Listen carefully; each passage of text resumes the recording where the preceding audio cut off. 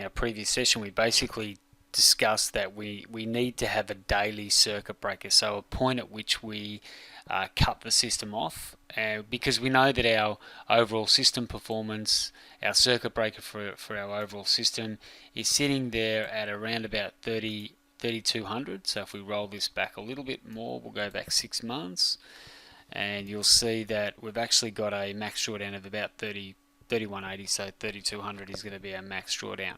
So what we need to do though is we need to determine, and this is why we've kind of looked at that negative 5R, our daily risk on our system. So how much are we prepared to lose before we turn one of the days of the week off?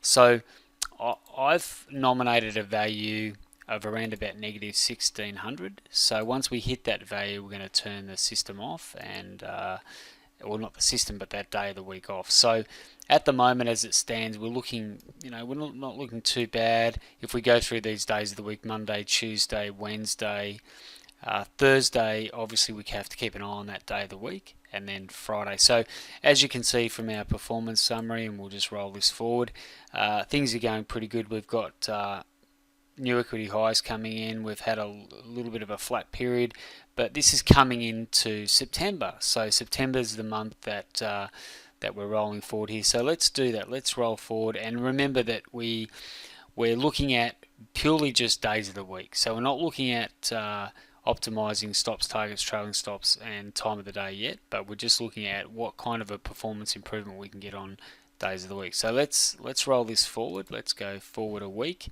and we'll see where we're at as far as our performance. We go to the 12th of September. Remember that our days of the week, we've got to keep an eye on those, because obviously some of those days of the week may get to a point where we have to turn those off. So let's just jump into our data window, move that over. Right, there's our data window. Okay, so you can see there that our current drawdown is 1920, so we roll forward another week, and what's actually happened is we've actually added losses to that day, and we've exceeded by 300 by a negative 1R. We've exceeded our max risk on that that day of the week, so that has to be turned off Thursday. So we won't actually turn it off yet. We'll just keep monitoring to see how these days of the week unfold us through September. But as you can see here, current drawdown negative 1920, so that day would be off.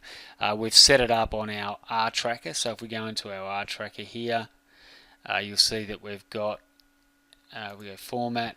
We need to make sure that initial stop in ticks is at 32, because that's our initial risk, 32. And that'll give us that'll highlight when our system should be off. As far as visually, we'll see a red, we'll see that red column like we did just then on the days of the week. So 1920, the only other day, so Sunday looks alright, Monday fine, Tuesday fine, Wednesday's fine, and Friday's fine, Thursday's out, obviously at the moment. So let's roll forward another week. Okay, so things are going fairly pear-shaped very quickly. We're getting a bit of a drawdown here. We're going to look at the cause and effect of that soon, but we want to just have a look at we want to keep monitoring this daily data window. So we'll grab that. So 2560 is now our current drawdown. So we've gone from a circuit breaker of 1600 to 2560 now. 960 here on Tuesday. Wednesday's 960. So at the moment we're losing money on Thursday. So had we have initiated our circuit breaker at 1600, then obviously we wouldn't have been subjected to those losses going forward. So let's continue on. So you can see already that we can get an improvement in our performance purely by having a daily circuit breaker. And let's roll forward that.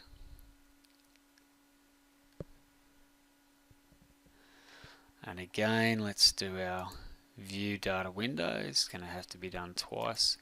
So it's not letting me just quickly do that. So now we're at 2880, so another losing week, and Thursday's just going from bad to worse. So we're at 2880 on Thursday, 1280 on Wednesday. That's getting close.